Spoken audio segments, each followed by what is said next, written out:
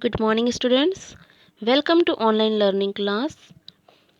Today we are going to learn about life of the early man 2. In previous classes we learned about the life of the early man 1. As you already learned about the life of the early man was different from the life of the modern man. The early man lived thousands of years ago. In those days, there were very few men. They did not have houses to live in. They lived in forest. They did not live at one place.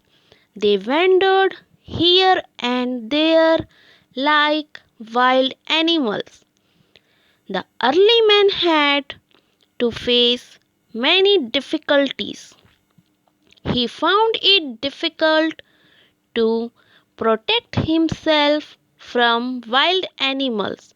He was not so strong as the animals, and he could not run so fast as the animals.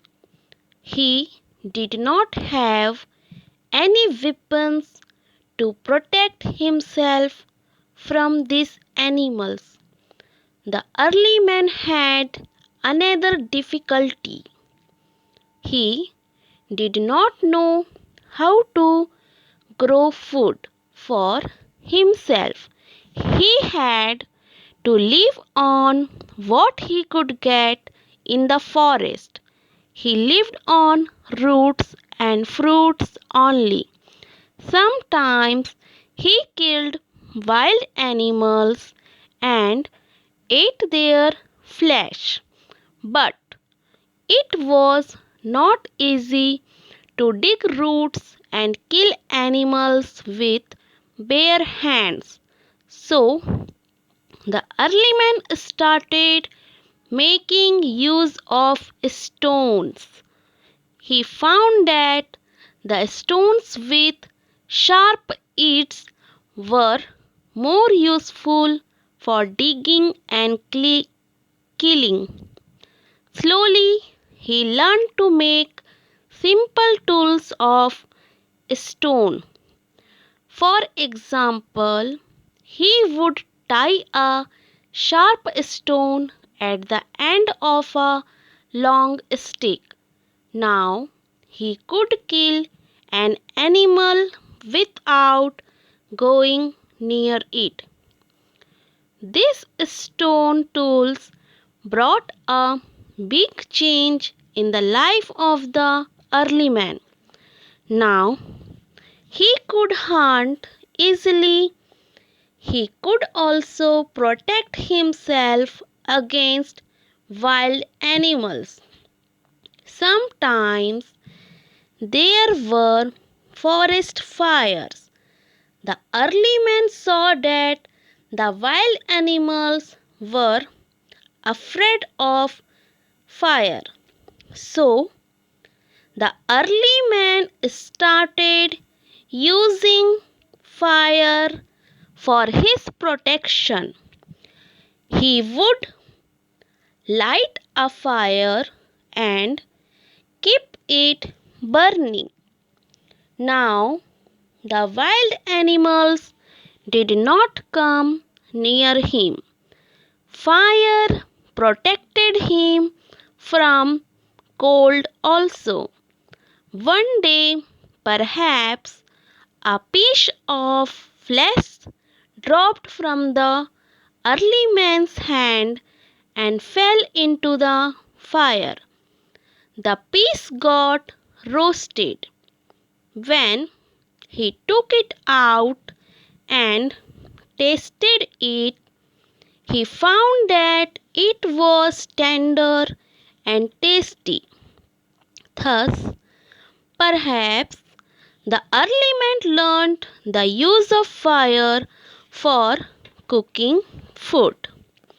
Sometimes the early man saw a spark when he broke stones to make his tools.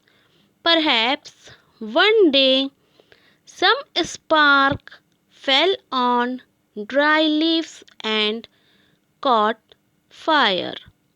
Thus, the early man learned that fire could be made by striking two stones together. It was an important step in the life of the early man. He had learned how to make and use fire. The early man could not get his food from the same place always. So he kept moving from place to place in search of food, like wild animals. In the forest, he could not cover his body, but slowly he learned to cover his body with the hides of animals. They protected him from the cold weather. The early man used stones and bones as tools. He used these tools to dig and to hunt. Later, he learned to make his tools from wood. He had also learned how to make fire. Now, he didn't eat raw meat, he roasted it in fire. He found it more tasty.